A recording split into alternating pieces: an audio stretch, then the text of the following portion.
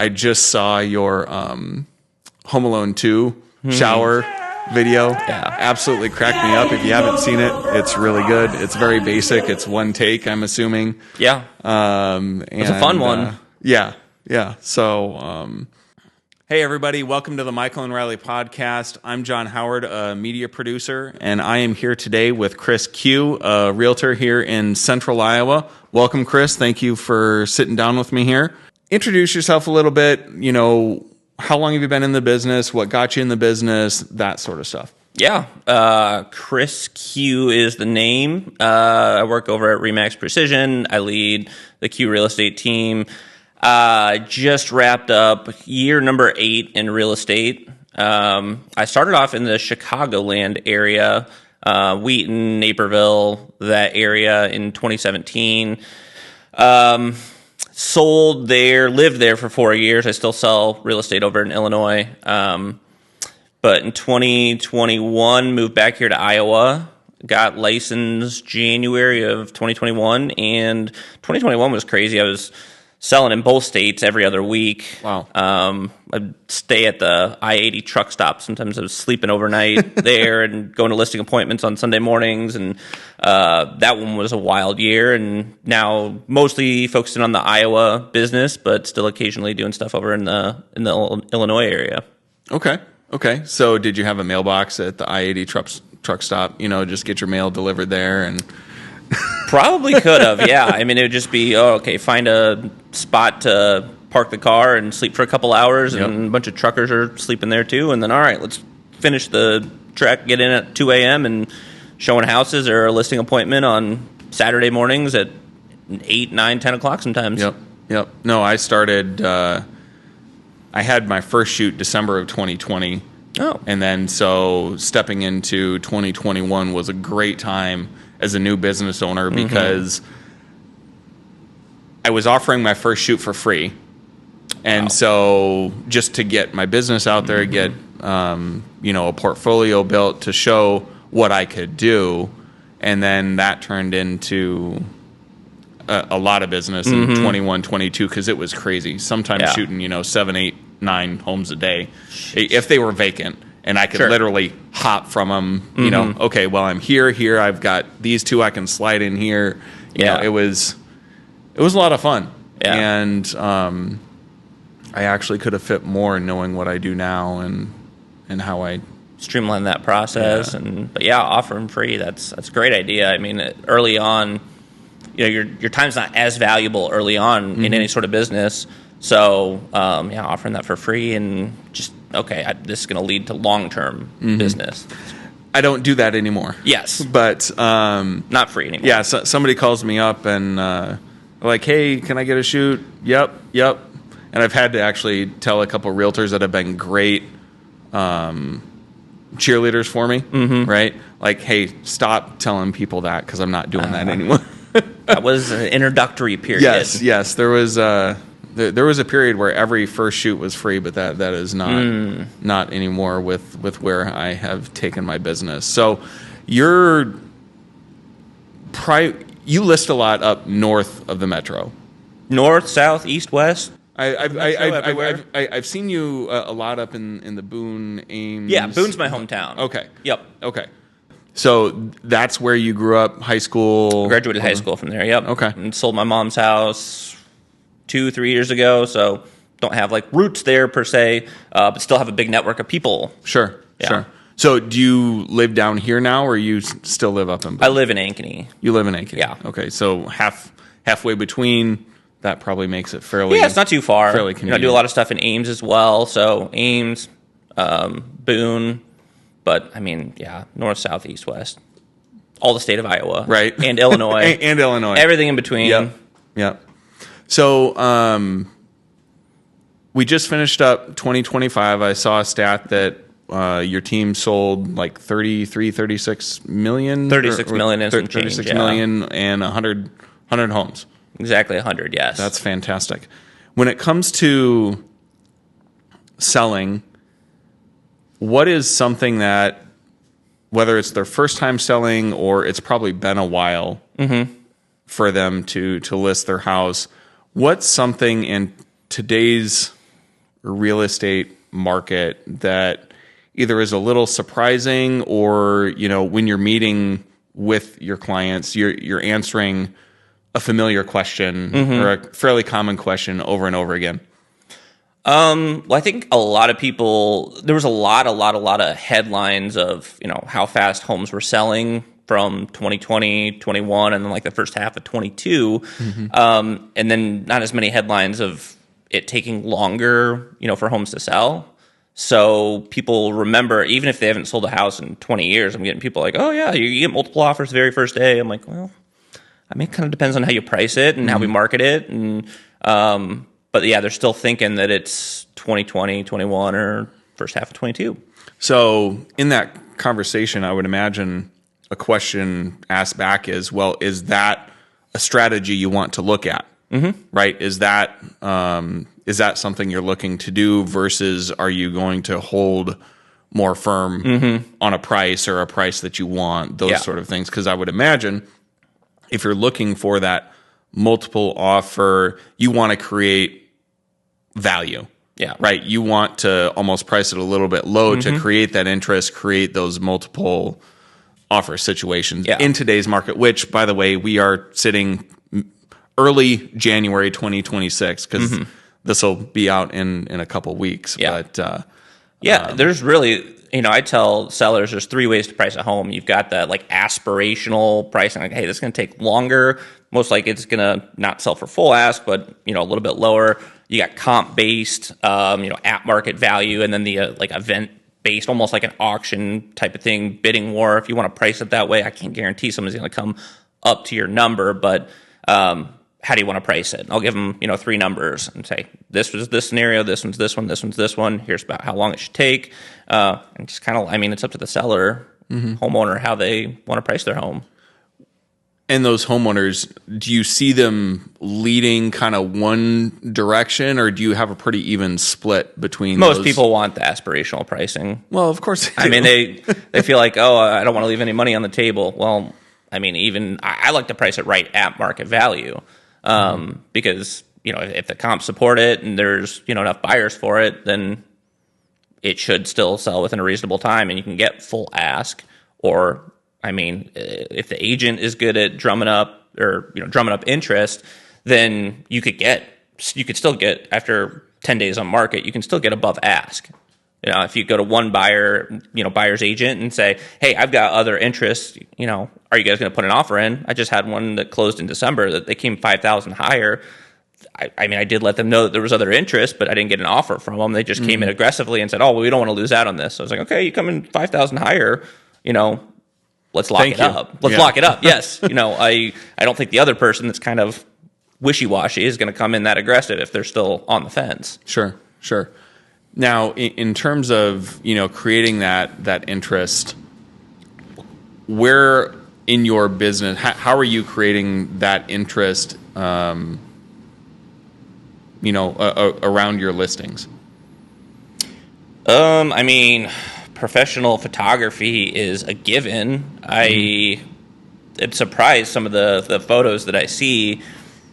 I've even talked to some, and I'm talking to the sellers. I'll be the second or third agent. I'm like, this agent used cell phone photos, right? And they're like, no, they brought a photographer in. And I said, well, this person should not have been paid for these photos. So having a good photographer, I like to create some buzz on, my social media. I got a lot of other local agents that follow me. So sometimes they're like, oh, I might have a buyer for this, or, promotion, just promoting it, and photos, video, going through their house, making sure everything looks good, the clutter's, gone. That's kind of the key. So when listing a house and preparing for, we'll call it that media day, right? Or even for just listing a home in general, are there any steps that you're asking your sellers to take that are either non-negotiable, or it's like, hey, I'm going to push you pretty firmly to get this done before we list the home? Less is more. If you have a lot of stuff, fill up that garage. If you've got an unfinished basement, fill up the basement. Take the personal photos down. I've seen it so many times. I'm just like, there's just too much clutter. There's too much going on. Simple is better. I know some people, they'll be reluctant. I'll show up on photo day and they still got all the family photos up. Mm-hmm. But, I mean, those are just a distraction from the house. So, I mean, I have a photo shoot prep list, that checklist that I hand all my sellers in my meeting. And I'm like, can you get all this done? Like, what's a realistic timeline?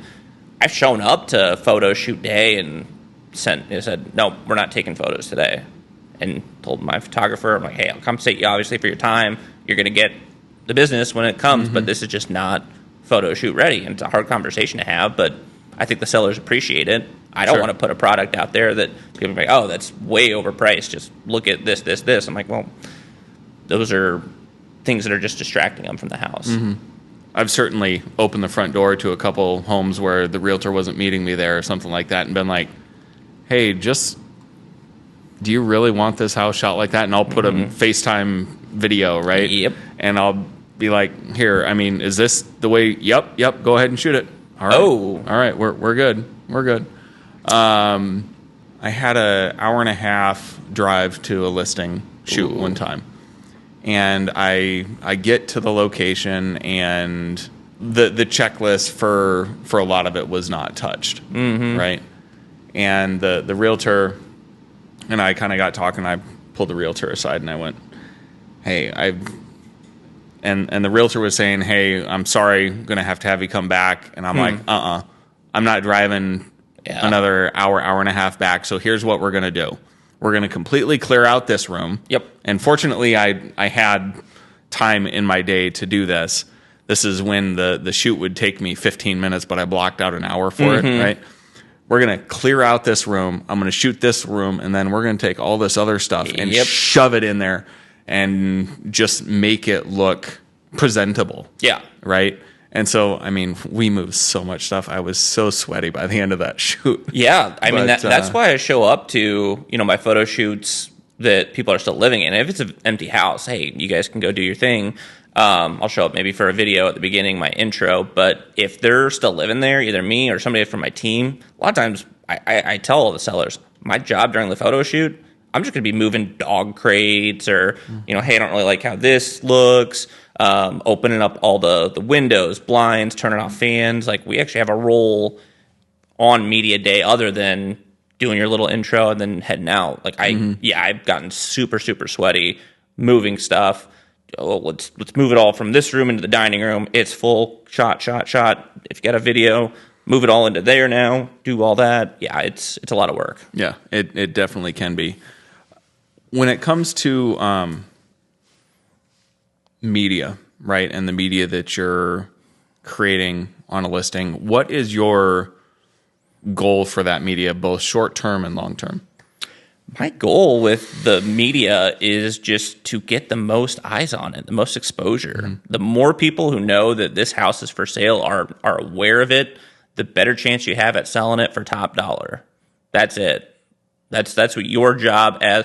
I mean, you've got algorithms and stuff like that out there that can price the home. What's the purpose of the realtor? Well, the realtor is a consultant. They're going to tell you, hey, I would price it here.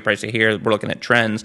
But people can sell homes on their own if they want to. But the marketing, especially for like me and my team, I think that's where we really excel and stand out, is let's just get this in front of as many people as possible. And then you got to be running promotions. You don't just make a video to post it on social media and get 10 views. You got to put some money behind it, some ad spend, so that more and more people see it. That's what the goal is. What's your kind of average view count across all platforms on listings? Well, I mean, I put a lot of money behind mine, so usually I try to at least get to 10,000 views on video. My best performing one is probably at like 88,000. Okay. Again, I'm paying for them. Well, yeah, sure. Yeah. But I mean, you never know when that person that sees it is like, yep, this is exactly what I'm looking for. I don't care if they're in a different state, if they're local. 88,000, but we'll probably get that one to 100,000, I think. Sure. Buyers, probably more than likely first-time home buyers, right? but because you're downsizing seller or buyer, right, is going to be in a little bit different situation, right? They haven't been in the market for a long time, but they probably have an asset they're going to end up with cash in their pocket. Yep. Right.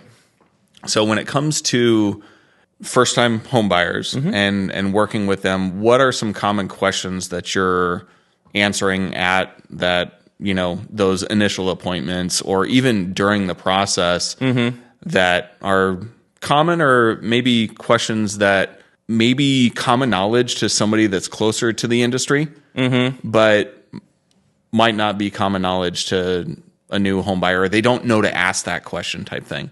I mean, everybody's always asking, is the market going to crash, or, where do you see interest rates going? How do you address the interest rate question with any buyer? Yeah, I mean, what I like to do is collect all the data of looking at all the top economists and top people that are making the predictions. They're the ones who are dissecting every little thing. So National Association of Realtors, Realtor.com, Zillow, Goldman Sachs. I mean, all these places that they have people that are a lot smarter than me. So I'm looking at all of their predictions, and I listen to a million different podcasts, and then I just see, kind of who I relate with, or like Realtor.com, all their predictions for 2025, they nailed. So I'm going to kind of weight their predictions really heavily. And, I pay attention to everything that the Fed's doing. I had someone that's been doing this for like 40 years tell me that they thought interest rates were going to get to 4.5 this year. That is not going to happen. I can tell you that right now. I mean, barring some major catastrophic event, resurgence of COVID. Now the Fed might do some cuts, but that's the federal funds rate. Interest rates, most of the top economists, all these different parties, Compass, Redfin, all of them, they're predicting to be pretty stable this year. Okay. So we're probably going to be hovering between 5.7 and 6.25 or so. Sure. Kind of depending on it. Or, maybe it's like 6.5 kind of. So just educating them on that. Again, and I heard that in an open house for a first-time home buyer. I heard they're going to keep going down. That's not the predictions. The Fed may do more cuts, but interest rates, most people are predicting, are going to be pretty steady this year. And then home prices, I mean, you look at, 4 out of 10 buyers, 40% of homeowners own their houses outright. And then of the 60% that own or have a mortgage, only like 2% have like underwater. I mean, their values like went down, or somebody's selling within just a couple of years and they were a low down payment. They probably don't have much equity. So you're going to see foreclosures rise, but at the same time, I don't foresee any sort of crash coming. So I'm just telling them, like, hey, you can keep renting. Interest rate on rent is 100% versus owning something that you can make changes that you want and change your lifestyle. You said you've been in real estate since 2017? 2017, yep. Okay, so coming up on 10 years. So 9 years? 9 years. 9 years. Yeah. In those 9 years, something crazy that you've seen or something that surprised you in the real estate industry, whether it be a showing, photos, a listing, anything surprise you? I mean,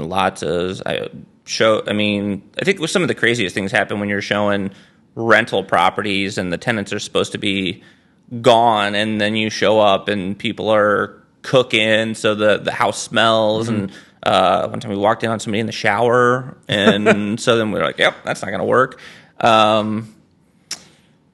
That's walking in on, I've seen sump pumps just in the basement spewing out water, a foot of water, deals that you don't think are going to get to the finish line, and somehow they do. People walking from deals. There's a million different things that you'll come across, and you just have to smile and take it for what it is. And without being too specific, a deal that you didn't think that was going to close actually ended up closing. Well, a couple of years ago, was doing a VA deal. Sellers weren't willing to scrape peeling paint. The buyers actually came and scraped and repainted the exterior of the house themselves. Before closing? Before closing. Okay. I remember swinging by, and they were out there, and he's like, "Oh, I'm almost done." I'm like, "Jeez, man, like, you want this house?" Like, sellers are willing to walk from it. Like, I'm not doing anything. Kept that one together. Wow. Doing the work, because I suppose, who knows? I mean, but before it's closed, that's risky. That's putting your time and effort into something that you don't know is for sure. I mean, I would imagine that it was pretty close to closing, or pretty confident that it was going to close, even though the seller was willing to walk away. But yeah, doing the work before you doing work close. Before, yeah. You typically, I mean, I don't recommend buyers doing any work on a house that they don't own yet, but if it's going to stop you from buying the house, like, anything that it takes, right? Realtors coming into the business, you know, what was that first hustle like? Because this industry takes hustle. Yeah, it does. Right. What was your kind of thought stepping into the real estate industry? What was something that surprised you about it, or that was completely different than you thought it was going to be? Yeah. So when I was in Chicago, I joined a team, and that team setup was pretty unique. It was just like, it wasn't a draw, but I just got a set. It was like $2,500 a month, no matter how many hours I put in. I could work 80 hours a week. I could do very little. It was, you know, we called it an apprenticeship. So it's like, okay, you get your feet wet, learn some stuff. You have guaranteed pay, but it's not, you know, very much, especially living in Chicago. And I remember there was this one day my team leader was on vacation, and we worked with a ton. We were like 90% buyers, like 10% sellers. And I was from like 8 a.m. until like 7 p.m. I was out showing. It was one person after another. We had like 6 different buyers all through the Chicago suburbs. So it'd be like, show these 2 houses to this one in like Naperville, and then you have to head up to Schaumburg, which you're getting on the interstate. And then I got behind super early. Buyers showed up late. And I remember having like almost like a breakdown of like, is this really what I want to do? It was the middle of summer. It was like June. All my friends, I was out of college. All my friends are having their first jobs, and then they clock out at 5 o'clock, and they're going and having beers on the patio rooftops. And I was like, do I really want to do this? I was so close to just quitting then, because I'd only been licensed at that point for like 3 months, and $2,500 a month guaranteed is not what you would think it is. So it was like I had to be very budget oriented. And so at that point I decided, I'm like, okay, let me just give it 1 full year. Because right now, I mean, I got licensed in March of 2017. So I jumped right into a spring market and then a summer market. I'm like, well, give it 1 full year. Don't quit yet.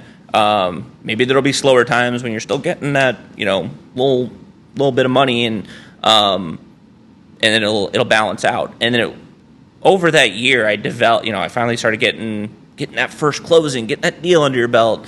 And then it was just like, oh my gosh, like this is so much fun. And I started watching all the real estate shows, not the Selling Sunset, but like $1 Million Listing. That's actually very accurate. Everything that they do is like legitimate. And I see all these top brokers selling all this stuff. I'm like, this actually looks really, really cool. And so I mean, once you start getting that momentum, then it's almost like a snowball. It just keeps picking up. And so that's just kind of where I was like, I think I can do this. I think I can be a top agent. So here, 8-9 years later, what are you doing to keep that snowball building? Right, the market is somewhat cyclical, right? Even in 2021, 22, it was cyclical. It was just a lot bigger, right? A lot more volume, a lot more everything. Yeah. What do you do in your business to keep that process rolling? Because of the people that I talk to and some of the podcasts that I listen to or watch or whatever, it's always like, okay, get real busy, right? But then you're not doing some of that foundational stuff to keep then once that busy time ends, well, crap, now you've got 3 months to build back up that. Yeah. What have you found to work in your business? One, it's all about having like systems. So, I do have a team, and they, delegate what you can. If I have 5 active buyers that I'm working with, I cannot be 2 places at once. So leveraging a team, you might bring them on and they get a certain portion of a commission that you would get 100% of. That's fine. I mean, 50%, 70%, whatever the number is better than 100% of nothing. So leveraging and relying on and building a team helps me continue to grow.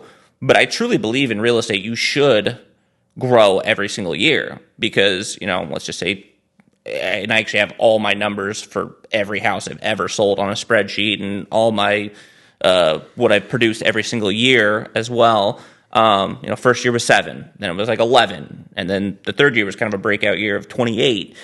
Every person that you close, you stay in touch with. And now all their network of people, you want them referring you. And then you work with one of them and then all of their people, and you close some on, open house lead, now all of their people.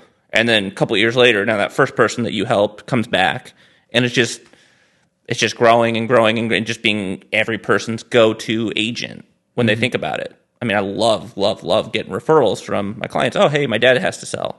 Great. I, helped you 3 years ago. Now I've helped your friend. I've helped your dad. I've helped every person that you know. And when it comes time for you to sell, you're going to think of me as well. I would hope so if they're referring you to Exactly. Family Yes. and friends. It's like, who was that guy again? Mm-hmm.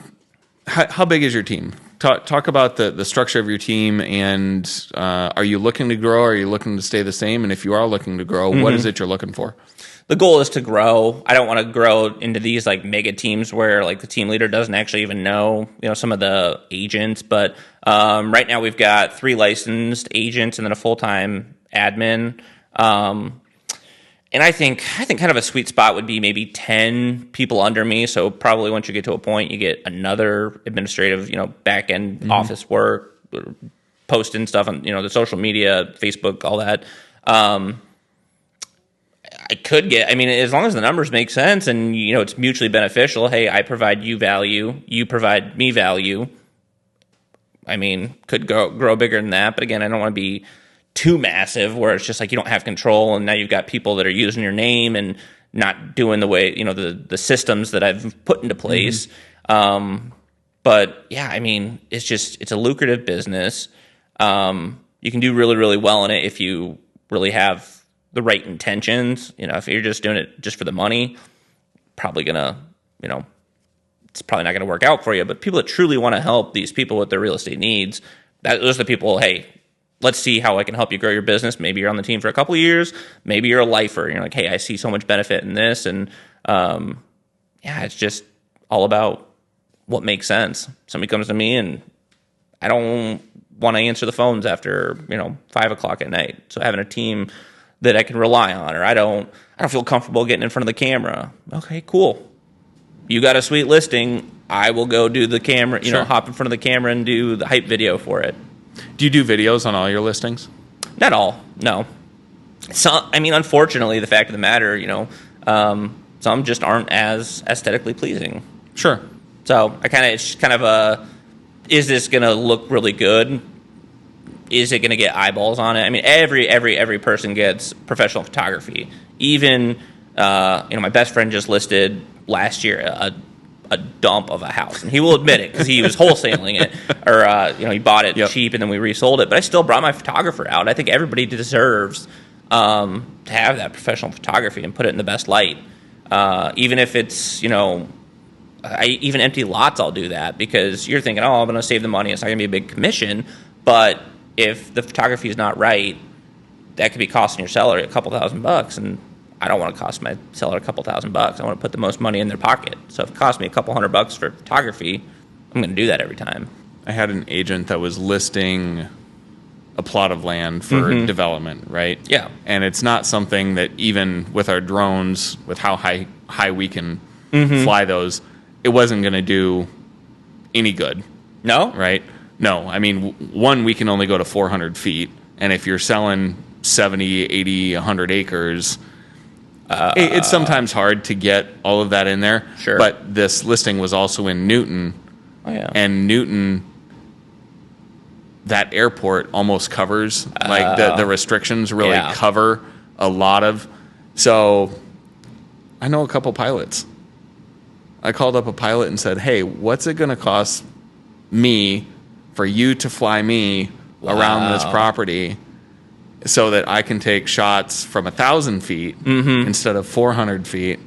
And so I called the realtor up. I'm like, hey, 100 feet in the air, which was all the further I could go with my drone. I'm barely getting above the trees at 100 feet sometimes, depending.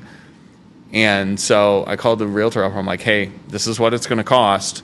You know, my time versus his time, you know, fuel, all that stuff. And they said, let's do it. So, it was 100 acres? Is that what you said? It was a large, it was large, but because it was so close to the airport, I could only get 100 feet up in the air. Sure. With my drone. Yeah. 400 feet, maybe, but looking at at where everything was at, I could only legally fly to 100. So I'm like, I got to find a way around this. So I made a couple calls, called a couple pilots I know. I think that's worthwhile investment, especially, the cost of that. I mean, that's going to be still a decent size, purchase price. Yeah, it was over $1 million. Yeah, exactly. Oh, yeah. So, yeah. I'd hop on a plane to fly somewhere and just as we're taking off, get photos if that's what it took. $1 million. Okay, we're going to figure out some way. Yeah. So I like to try and think out the box. I've been in a lot of different industries that have given me connections in a lot of different areas. So try and lean on those when I can. Yeah, you have to. A couple of years ago, we were selling a house that the garage space was bigger than the actual house.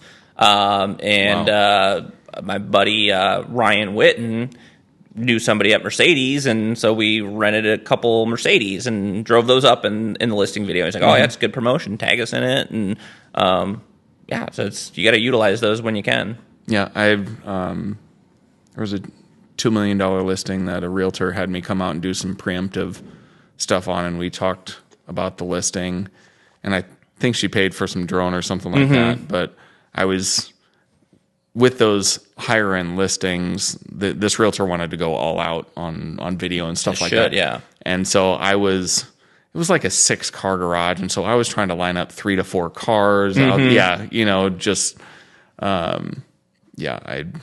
I've enjoyed some shoots like that where I can bring other people in and say, special thanks to so-and-so for loaning us the vehicles and those sort of things. Cross collaborate. I mean, with the garage one, there was a good chance that there was going to be a car lover that was going to want a house like that. So they, share it on their stuff. Like, some car collectors like, oh, this is perfect for me.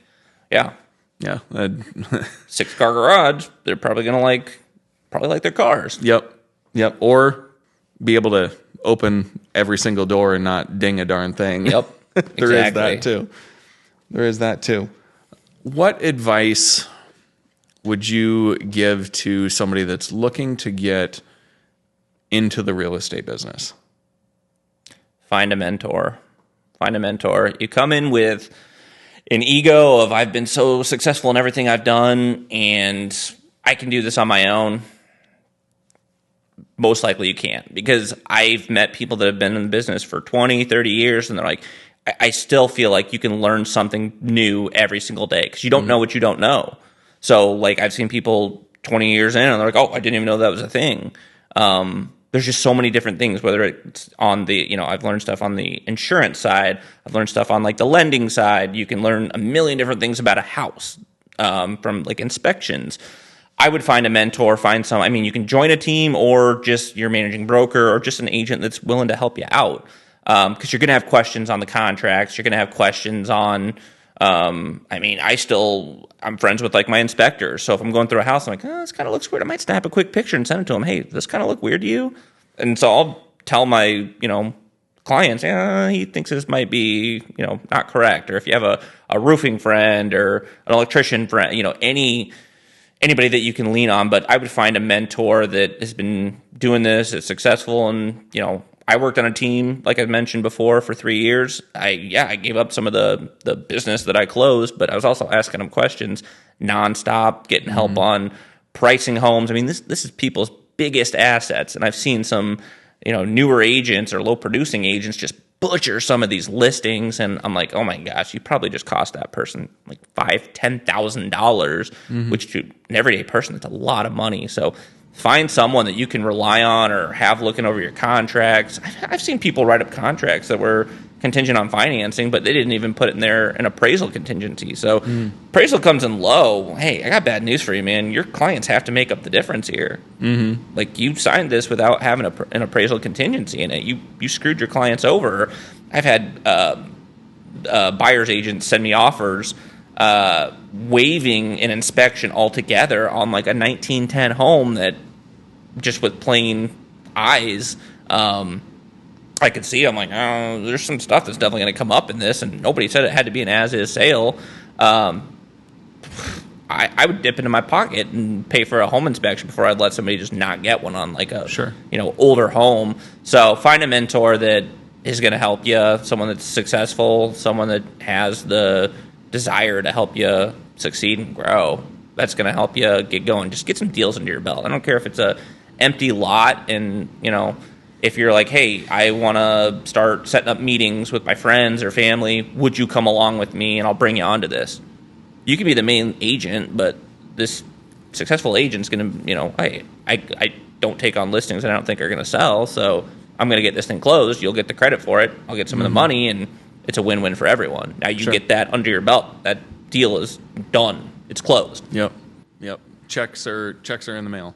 Checks are in the mail. Or being slid across the table, I mean, I saw, I want to say it was Ryan Serhant that said this, and this was years ago, and I always treated everything different since then, but he's like, every time a deal closes, it's like a trophy. You can't, there's no return policy once it's closed. Like, you did that deal, you got that done, you succeeded. We get paid to close deals. We don't get paid to list homes. We don't get paid to put homes under contract. We get paid to close deals. So you either closed it or you didn't. Once it's closed, it's like it's a trophy. I'm like, okay, cool. That can never be undone. Going back to the 21-22 market, something you said reminded me of this, and I always, in my brain, I know how the math works and what I think should happen in the real estate industry, but from a realtor side, I want to know what you saw happen. Homes were being purchased, or at least there was an offer thrown out there that they were astronomical, right? I mean, you'd have the listing price, and then the offer would come in, way above, because people wanted to get the home, right? Yeah. But then turn around and the appraisal came in much lower, right? So there was this money gap in there. How did you coach your clients during that time to be prepared for that? And what did you see in the industry as to how that gap was taken care of? Because in my mind, I was in the car business for a number of years, and when somebody would be underwater, or the payment wasn't quite where they wanted it to be, they always felt like it was our responsibility to lower the price to get them to where they wanted, versus, no, that's actually cash you need to come up with to get where you want. What did you see in the real estate industry during that time when that situation happened? Because the way my brain works is that would be, okay, here's your financing, or this is what you can get approved for up to here. You offered this. Yeah. This would be your responsibility to cut essentially that seller the check for the home. What did you see happen in that situation?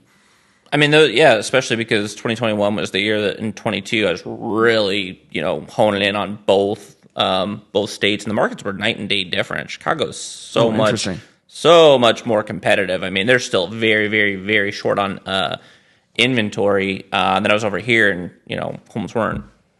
There's just more money there and higher price points. But, for me, it was just always about setting expectations ahead of time. Like essentially what you are doing, if the appraisal comes in at this value, you are overpaying for this house.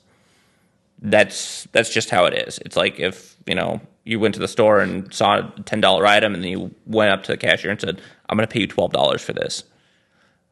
As long as you're okay with it, you're like, hey, we love the house.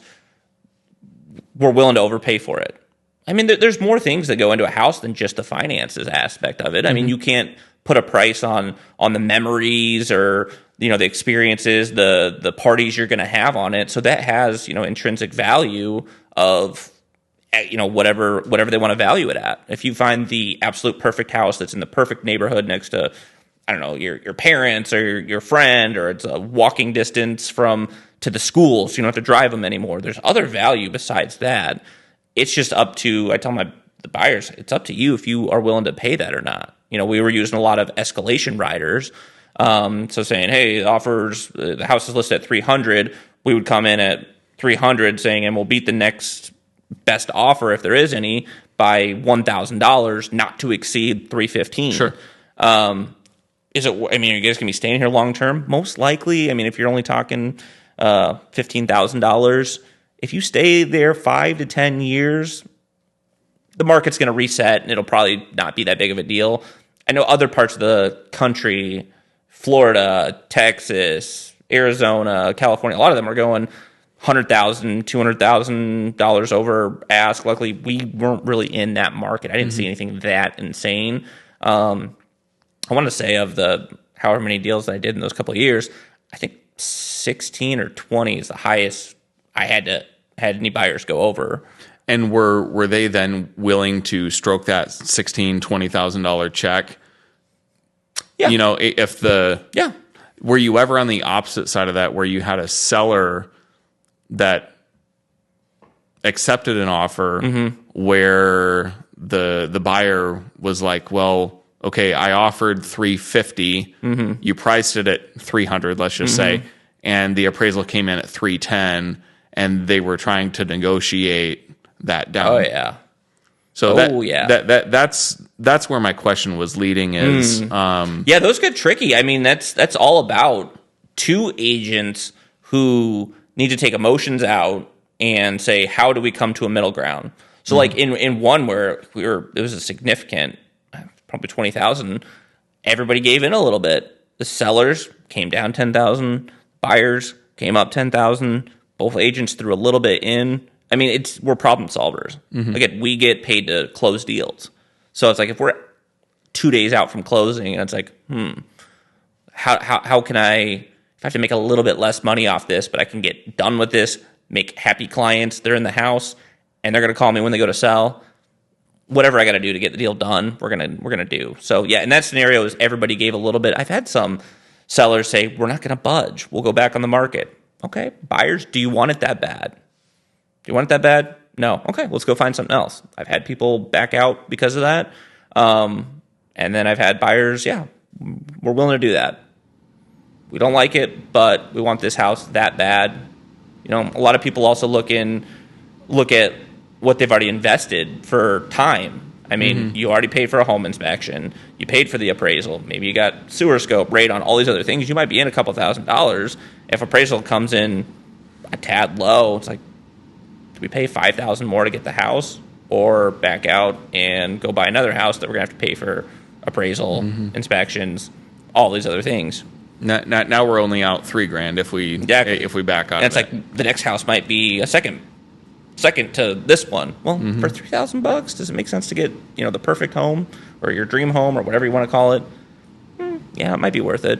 Yeah, Just pay the appraisal gap. I was always you'd hear somebody coming on after it closed. Hey, this home sold for X number of dollars over listing price. There was a ton of that going on out there. Way too much. And I was like, okay, it closed, but I was very curious how many times sellers were actually having to come down, or the price got negotiated after the initial offer, and buyers didn't necessarily understand that they were committing to this number, right? But weren't prepared for, well, what if the appraisal doesn't come in high enough. And that's where buyer's agents really need to run their numbers and say, could you justify it? The appraisers, they get a copy of the purchase agreement when they're going in there. So their job is, could I see, does this make sense to me? And so a buyer's agent does need to protect their client and run the numbers ahead of time and say, hey, there's just absolutely no way on this earth that this home is going to appraise for this. And I've had that conversation with them. But what I hated about what people were doing was sold in 12 hours, over ask. And I'm like, what if you would have left it on the market for 24 hours or 48 hours? Could you have gotten even more? Because a lot of agents were just like, just take the first decent deal and great, my job's done. And it's sold off market. Well, if the person's like a celebrity or it's some big, unique home or something like that, and like, we really don't want a lot of foot traffic because like Lukey Loos or something, then maybe that makes sense. But why not go onto the open market? Maybe the highest bidder, somebody that's cash and would have gone $20,000 higher than the one that sold. Maybe they never even got a chance to see it. So everybody was happy to put these deals together off market.